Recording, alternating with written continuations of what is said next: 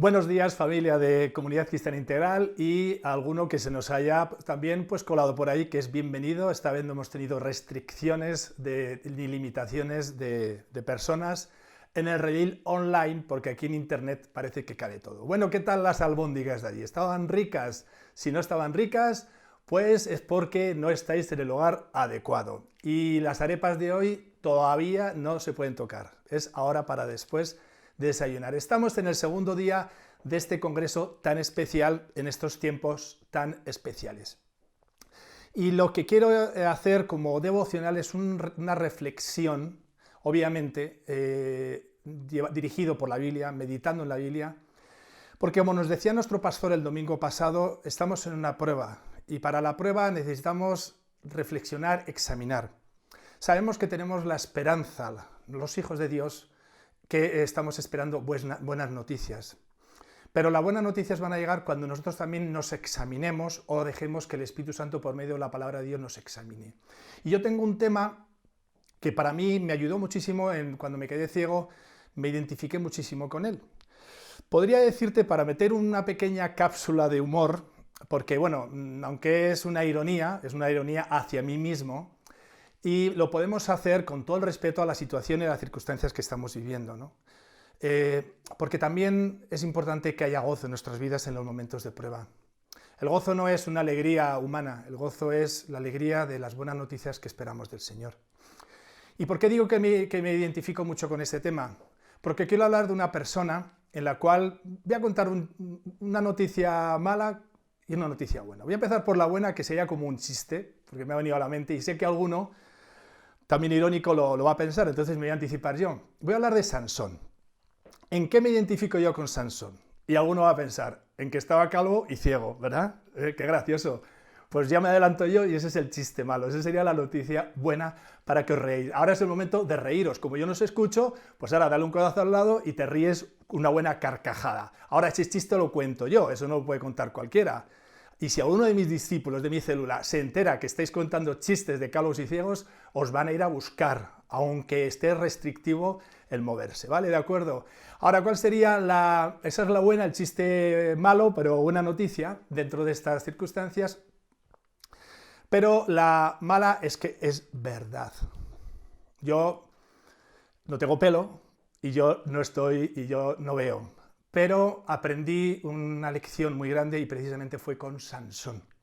Y quiero usar la vida de Sansón, que lo vamos a ver en el capítulo de Jueces, capítulo 13, 14, 15 y 16. No lo vamos a leer todos, yo voy solamente a dar la pauta de donde más o menos se reflejan las características de lo que quiero hablar. Y yo que quiero hacer es un paralelismo entre la vida de Sansón, que es archiconocida. Yo creo que todo el mundo sabe quién es Sansón. Y si es verdad que acabó sin pelo y acabó ciego, pero lo que no me puedo identificar con él es que tiene una fuerza extraordinaria, obviamente. Ahora, ¿qué es lo que quiero hacer un paralelismo entre la vida de Sansón, obviamente la vida del creyente, porque todo lo que está escrito en la Biblia es una figura, una sombra, y además es para enseñarnos. No está puesto por casualidad. ¿Qué es lo que quiero resaltar? La vida del creyente, pero también por estos tiempos que estamos viviendo, la situación y circunstancia en la cual nos encontramos como iglesia.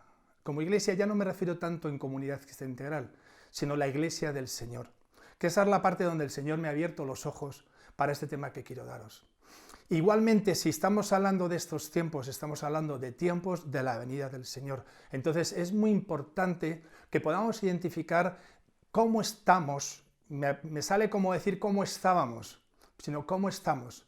Y para eso quiero usar la Biblia. No sin antes orar, porque quiero pedirle a ti, Señor, que te glorifiques a ti mismo, que glorifiques a tu nombre, que glorifiques a Jesucristo con este tema y con esta palabra. Que no sea palabra mía, Señor, que aunque tengo muchas cosas y me has inducido a pensar muchas cosas, lo que quiero, Señor, es que tú glorifiques tu palabra, porque al fin y al cabo es la que nos preserva de todo, la que nos guarda, la que nos cuida y además la que nos enseña en estos tiempos, en estas tempestades, en estas circunstancias, Señor, tan singulares donde todo se está desmoronando. Sin embargo, tu palabra se levanta, Señor, como un faro Y qué mejor momento, en estos momentos de tiniebla, de inquietudes, de angustia, Señor, que aunque bromeamos, realmente es serio lo que estamos viviendo. Por eso ahora nos aferramos a tu palabra como un ancla en medio de una tormenta. Gracias, Espíritu de Dios. Glorifica tu nombre. En el nombre de Jesús. Amén. Bueno, pues sí, tengo muchas ideas sobre esto, pero quiero llevarlo a esa reflexión. En primer lugar, podemos identificar en 4 puntos en la vida de Sansón que igualmente lo vamos a poder llevar a la vida del creyente. El primero lo vamos a poder ir viendo en la pantalla, tanto el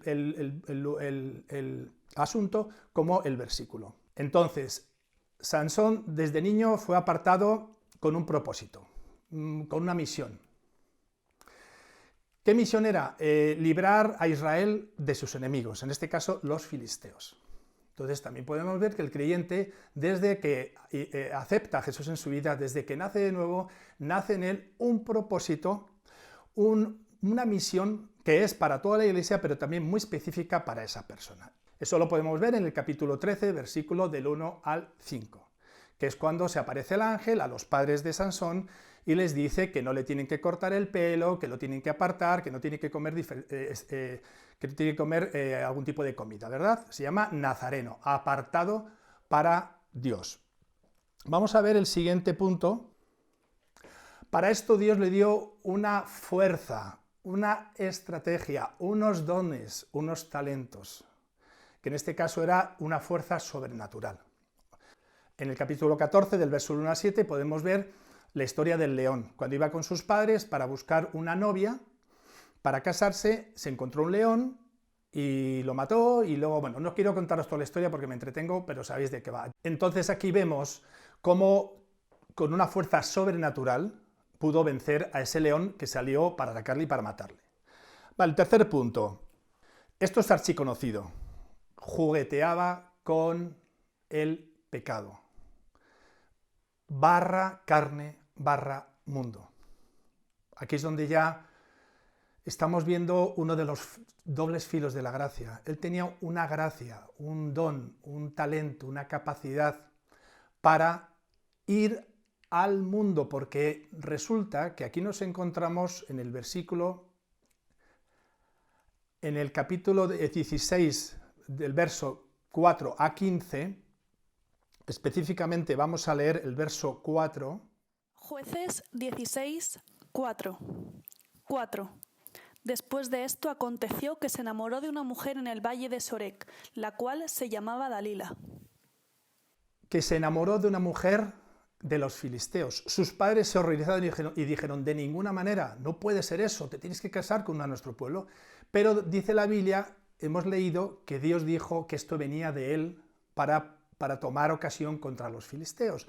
O sea que, igual que a nosotros, Dios nos da una gracia para hacer algo diferente, y lo vamos a hacer, y lo estamos haciendo, y hasta ahí todo estaba bien. Entonces no podemos decir que el pecado de Sansón es que él estaba jugueteando, que él se había enamorado de una filistea, de una persona del mundo. No, eso no era, eso lo vamos a ir viendo poquito a poco. De momento, aquí lo que vemos es que el creyente y a la iglesia Dios le da una gracia para estar en el mundo, para movernos en el mundo, porque Dios tiene un propósito, Dios quiere hacer algo en el mundo.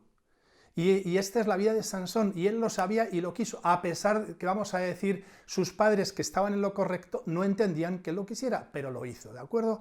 Vamos al cuarto punto. Sabemos que por su pecado cayó de la gracia y perdió su fuerza. Esto sí lo vamos a leer en el capítulo 16, desde el verso 16 al 21.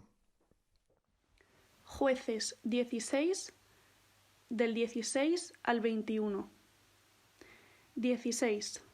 Y aconteció que, presionándole ella cada día con sus palabras e importunándole, su alma fue reducida a mortal angustia. 17.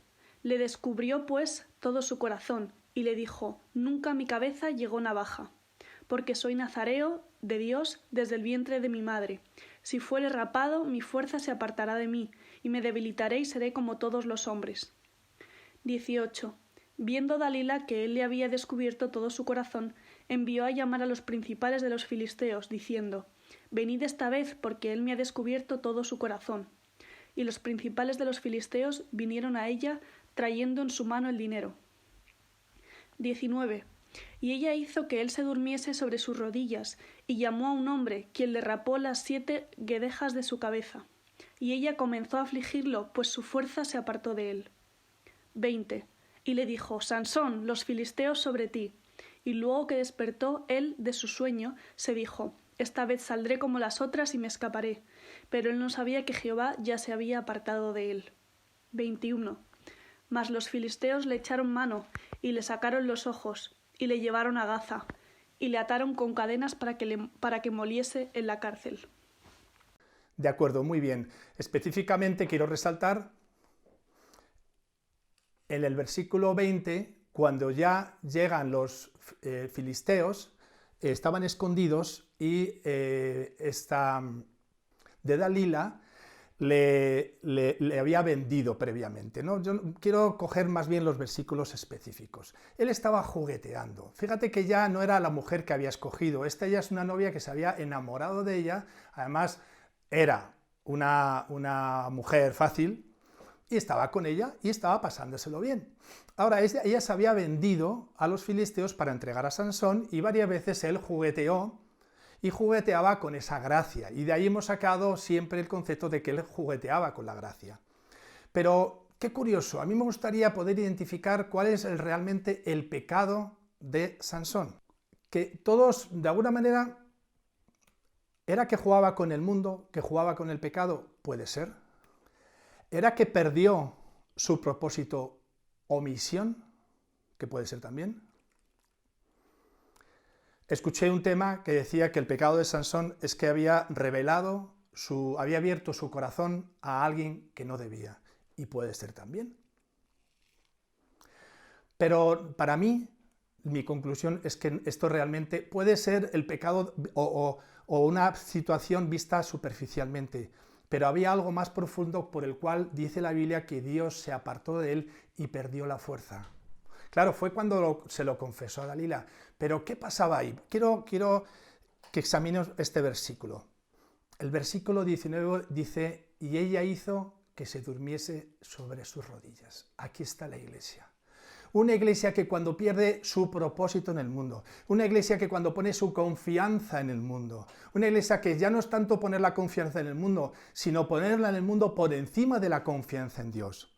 Claro que estamos en el mundo y tenemos que hacer muchas cosas en el mundo, pero cuando no está claro eso, y cuando además abrimos nuestro corazón, como Ezequías, cuando invitó a sus enemigos a que vieran el palacio y el templo y a mirar todo el oro y todos los tesoros que tenían, y Isaías se lo reprochó. A veces hemos abierto nuestro corazón, a veces hemos confiado, y ya no solamente eso, sino que hemos confiado en el mundo más que en Dios. ¿Y cuál es la primera señal de eso? Adormecimiento, acomodamiento. Se durmió en las rodillas del mundo. Iglesia, estábamos dormidos en las rodillas del mundo. Reconozcámoslo, porque sí nos tenemos que examinar. Dice que Dalila llamó a un hombre y le cortó las guedejas de su cabeza. El mundo va a traer hombres que te van a cortar los talentos, que te van a pedir que sacrifiques lo único que te hace depender de Dios. Y ella comenzó a afligirlo y su fuerza se apartó de él. Al final, todo lo que el mundo te ofrece, porque sabemos quién está detrás del mundo, te acaba afligiendo. Él dice que no aguantó tanta inoportunidad de ella y al final le confesó su pecado. El mundo tiene mucha presión. No, a mí no me va a pasar, decía él. Y eso decimos en la iglesia. No, si Dios me ha mandado a hacer determinada tarea, es diferente, sí, pero a mí no me va a pasar nada. Y sí nos ha pasado, iglesia. Reconozcamos que algo nos ha pasado, que nos hemos quedado dormidos. No se trata de culpa, pero sí se trata de reconocer. Si confesamos nuestro pecado, Él es fiel y justo para perdonarnos y limpiarnos de toda maldad. Su pecado fue dejarse llevar por la manipulación, por la presión, por el control de Dalila, es decir, del mundo. Para mí, ese fue el pecado de Sansón. Y se durmió y se acomodó. Yo veo la iglesia ahí. Yo veo mi vida ahí. Yo veo la iglesia de creyentes así. Yo veo la vida de Sansón ahí. Se durmió. Un hombre fuerte, un hombre desde niño, un hombre que tenía un propósito, apartado por Dios. Todos tenemos un propósito, pero nos hemos dormido porque hemos jugueteado. Es decir, ya no es que hemos jugado con pecados, claro que hay un pecado. ¿Cuál es el pecado que está detrás de todo? Porque a veces superficialmente parece que no pasa nada. Ese es el problema. Hombre, yo sé que yo no estoy en adulterio, ¿o sí? El Señor dijo que el adulterio ya no es solamente el acto, cometer el acto, sino pensar en la cabeza. ¿Cuántos pensamientos tenemos que están rompiendo los 10 mandamientos? No mentirás, no robarás, no codiciarás la mujer de tu prójimo. Y si ya nos vamos, esos son con respecto al prójimo, pero si nos vamos a amarás a Dios por encima de todas las cosas. Y no te harás ídolos. Claro que no nos hacemos ídolos, claro que no nos hacemos estatuas, estoy hablando a los hijos de Dios. Pero ¿y los ídolos en el corazón? ¿Ese trabajo que me va a dar la bendición? Pero no acaba todo esto, todavía hay una situación peor. Yo me pregunto que aquí parece que se acabó la historia, porque ¿qué pasó después? Aparecieron los filisteos que estaban escondidos, hemos visto que le cortaron el pelo y se lo llevaron a un lugar y lo ataron a una rueda de molino y ahí estaba su vida. Iglesia, esa también es otra de las consecuencias de filtrear con el mundo, de confiar en el mundo, de pensar que en el mundo nos va a venir algo. La Biblia habla que el mundo es una bestia y la compara con bestias. Estamos esperando que esa bestia tenga compasión de nosotros, que esa bestia nos alimente. Bueno, tenemos unas buenas circunstancias para poder reflexionar sobre esto. Ahora, ¿qué detalle? Se acabó la vida de Sansón ahí. Todos llegamos a esa conclusión. Pero, ¿sabes? Ahí es donde yo reflexioné en la vida de Sansón. Y vi la iglesia en lo mismo. Una vida de rutina, dando vueltas a lo mismo, sin fuerza. Él estaba ciego, yo sé lo que es estar ciego, y te quedan los recuerdos, las imágenes. Tú no puedes pensar en el futuro en imágenes porque no las conoces, pero sí las del pasado. Y te vienen recurrentes y recurrentes y recurrentes. ¿Cuántas veces él pensaría, y las promesas de Dios no se habían quedado, y las promesas de Dios se acaban en esto? ¿Y dónde está que yo iba a ser el libertador de Israel? ¿Dónde está? Claro, él puede pensar con culpa, es que yo he jugado, es que yo he despreciado, pero eso no era la solución. Ahora, esta es la segunda clave de todo lo que quiero decir. Aunque parece que todo está perdido, y es verdad que ha sido por nuestra propia culpa, y es verdad que la Iglesia ha estado sumida en doctrinas sucias, doctrinas pseudo-cristianas, y qué cosas tan horribles estamos viendo ahora, y son obvias, evidentes, pero yo quiero que pensemos en doctrinas. Yo hace 10 años, cuando yo me quedé ciego, quedarse ciego, tener una enfermedad incurable, era poco menos que pecado. Ser pobre era pecado. Estábamos viviendo el plan maravilloso de Dios, de que todo te tiene que ir bien. Yo me sentí tan condenado. Una vez oró por mí un pastor, me metió el dedo en el ojo y dijo, Señor, ¿qué pecado ha cometido este hombre para estar ciego? Y además de estar ciego, tenía una culpa, me sentía miserable, mezquino, pecador. Y eso me costó mucho superarlo. Pero el pelo le empezó a crecer. Ese es Dios. El Dios que hace que de un árbol que se ha cortado, como por ejemplo el olivo que es Israel, reverdece. Le empezó a crecer el pelo. ¿Cuánto tiempo pasó atado a esa rueda de molino? ¿Cuánto tiempo hemos estado en la iglesia atados a doctrinas del mundo, llamándolas cristianas, en culpa, pensando que se acabó ya todo propósito?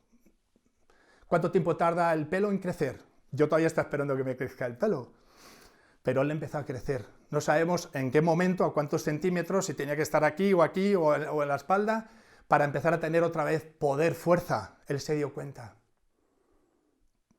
Y ese es el punto. Yo creo que estamos en este punto.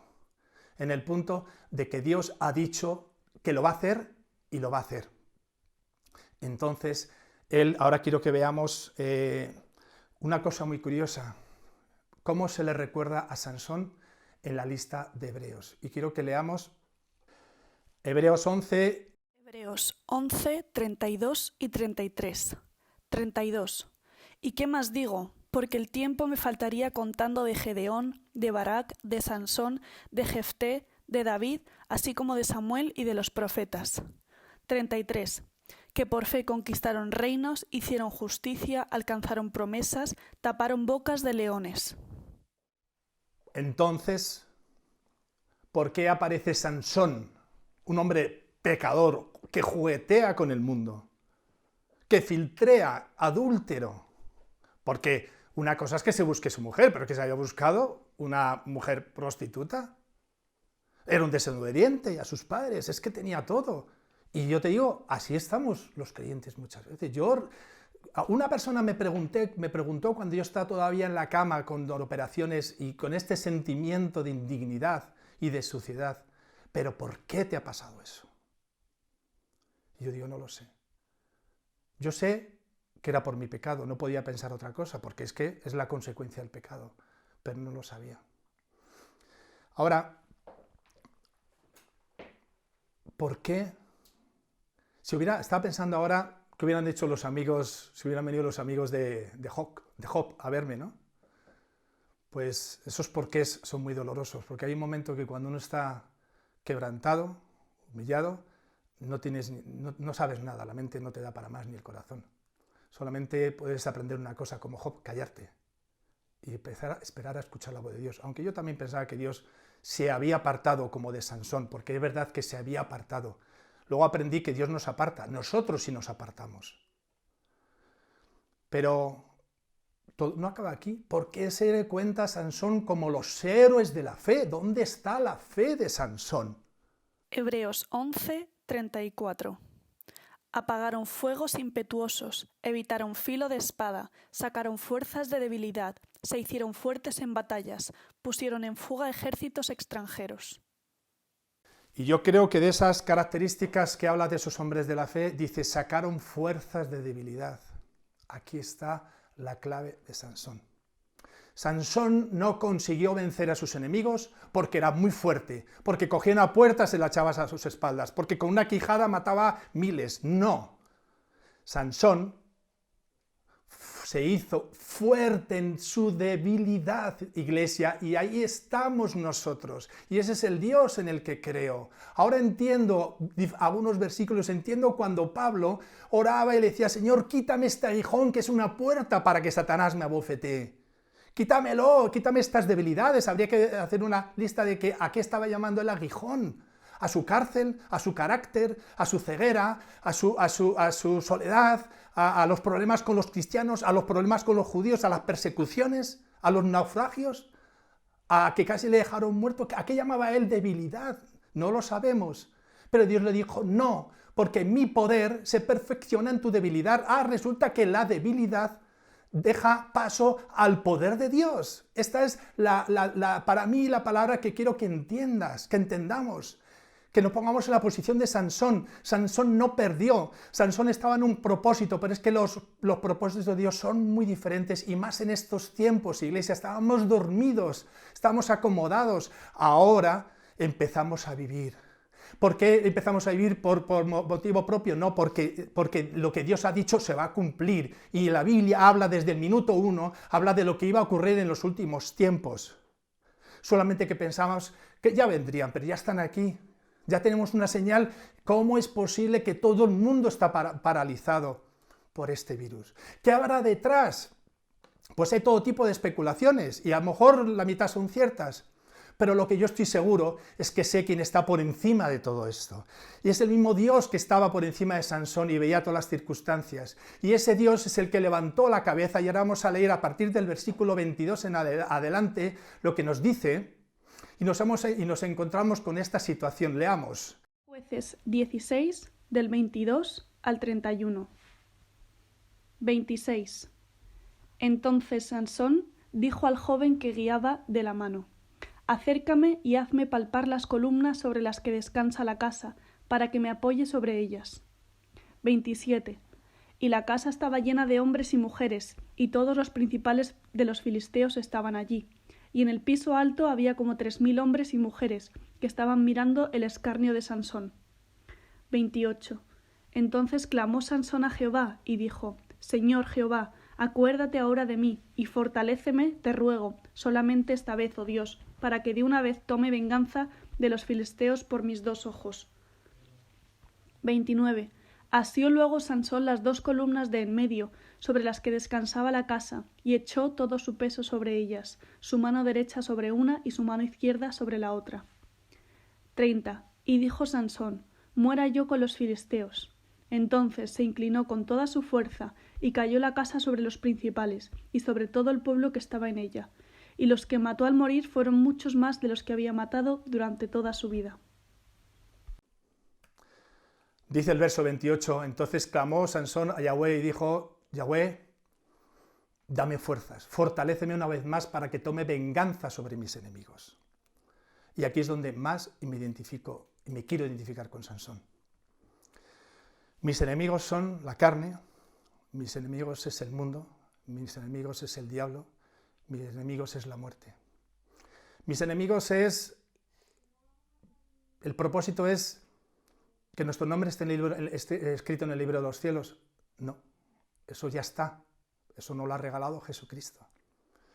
Pero queremos que mucha más gente, librarlos de las manos del diablo, sacarlos del mundo, y para eso muchas veces hemos querido la gracia, para hacer cosas en el mundo. Y nos ha pasado lo que Sansón, hemos quedado ciegos y prisioneros. La característica de ceguera la podemos ver denunciada muchas veces por Jesús y en la Biblia para los fariseos, para los israelitas, que viendo no ven, teniendo ojos no ven y teniendo oídos no oyen. Y esta es la circunstancia en la cual nos quedamos. No escuchamos la voz de Dios. Y si la escuchamos, no obedecemos. Qué situación tan lamentable. Pero es que el pelo creció. Y él, levantando, ya no diciendo ahora me escaparé, no. Señor, fortaléceme, porque es el momento de clamar. Es el momento de levantar tus ojos, de levantar tus manos, cada mañana, cada devocional, cada momento, fortaléceme, porque quiero arrancar al diablo, quiero arrancarle a los hijos que están esclavos, a los hijos de Dios, a los creyentes, pero también a las personas que no te conocen. Es el momento de pedirle fortaleza, sensibilidad y arrojo, y valentía y esfuerzo. Y le dijo al muchacho: ponme al lado de esas columnas. ¿Cómo sabía él que había 2 columnas? Yo estoy parado aquí, yo no sé qué tengo ni a mi derecha ni a mi izquierda, solo sé que tengo una mesa. Había 2 columnas, ¿cómo lo sabía? ¿Y cómo sabía que esas columnas son las que sujetaban todo el tejado del edificio? ¿Y cómo sabía él que estaban allí todos los principales de los filisteos? No lo sabía. Muchas cosas no las sabemos, pero tenemos que estar en el lugar oportuno, en el momento adecuado. Y entonces resulta que para mí esas 2 columnas es muchas veces lo que soporta, y en este caso era todo el mundo, todos los principales de los filisteos. Se están tambaleando las columnas del mundo, o no lo vemos, o creemos que esto es una crisis que dentro de 15 días, como nos ha dicho el gobierno, va a pasar, o creemos que esto es una crisis que la va a arreglar algún médico. Veremos qué viene detrás de esta crisis, aparte de lo económico, aparte de lo político, que me aterra pensar en eso. Por eso necesito levantar, a pesar de haberle fallado a Dios, a pesar de estar en una condición como iglesia y como creyente a veces lamentable. Pero lo que Dios ha puesto va a crecer y va a brotar, porque lo ha dicho Dios. Y dice que los que mató al morir eran más que lo que había matado en toda su vida. Entiendo las palabras de Pablo, cuando aceptó que Dios no le iba a usar porque era un hombre de grandes revelaciones, porque era un hombre muy preparado.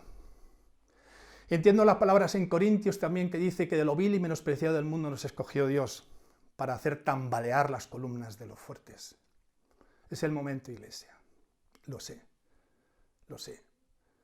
Sé que Dios nos va a fortalecer no por nosotros, sino porque se ha comprometido consigo mismo.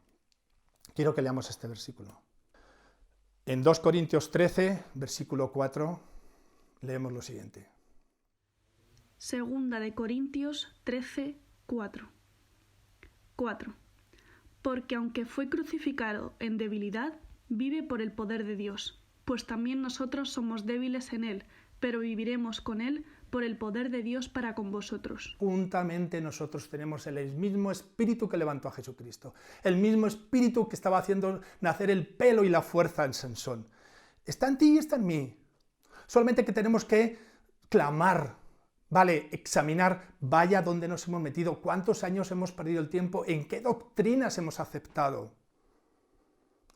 De esa época yo solamente aprendí una cosa, que me sacó de mi crisis espiritual, emocional, psicológica, física, es que Dios sí está.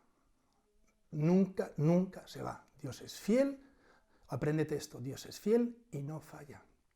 Por nosotros no, porque se ha comprometido con Él mismo. Leamos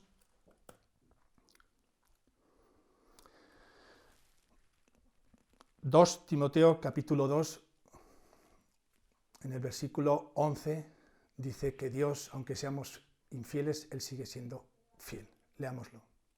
Segunda de Timoteo 2, del 11 al 13.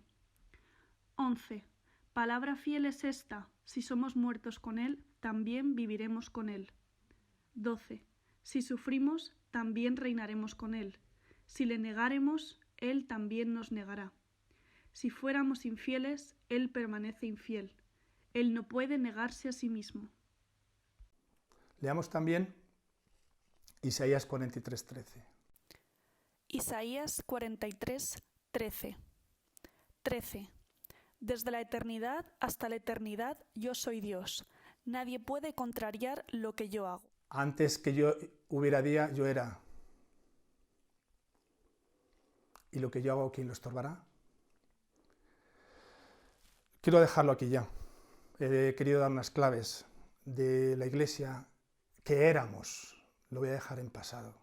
Pero si tú te crees que eres parte de esa iglesia, todavía parte de ese creyente, ese Sansón que está atado a una rueda de molino, trabajando, luchando, creyendo que vivimos en la gracia, escondiendo pecados, no reconociendo pecados, porque hay pecados conscientes y pecados inconscientes.